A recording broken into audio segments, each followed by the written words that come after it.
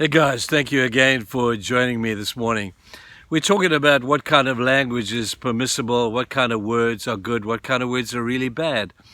And we see scriptures very specific about what this looks like. Specifically, they tell us blasphemy, that's bad news. We read out flattery is also bad news.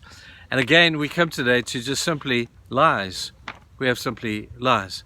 And we read in the scriptures in the Ten Commandments how God refers to this in such a terrible terminology where he talks about false testimony.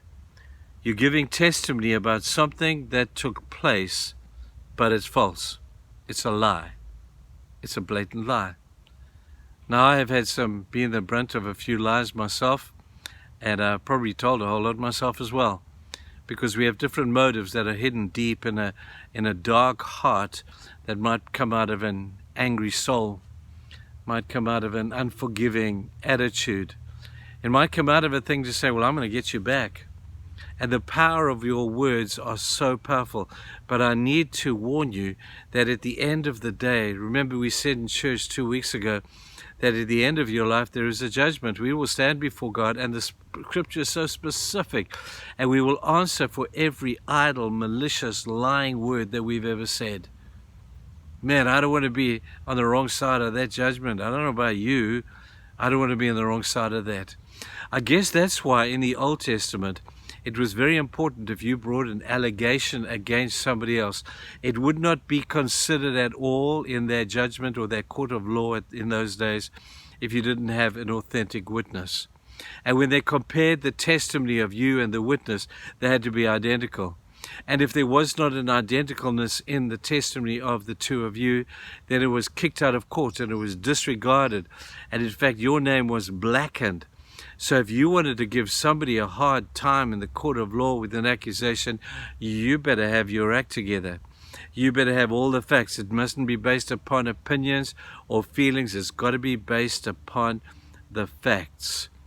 Now, I don't know if any of you have ever suffered as a result of somebody lying blatantly about you.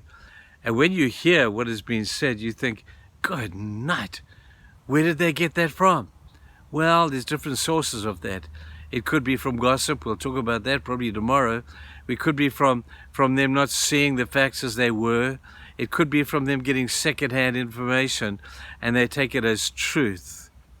People, be very careful about what we say about one another, to one another. If it is any doubt, then give the benefit of the doubt to the person who's being lied about. And even when there is truth in it, be gentle. Speak words with kindness. I love the rule that somebody gave to us once in our premarital thing that said, say what you want to say, but say it in the kindest terms possible. Nobody's going to be offended no matter what you say if you say it kindly. And kindness needs to be the flowing through theme of all of our words. Think twice before you speak about somebody else.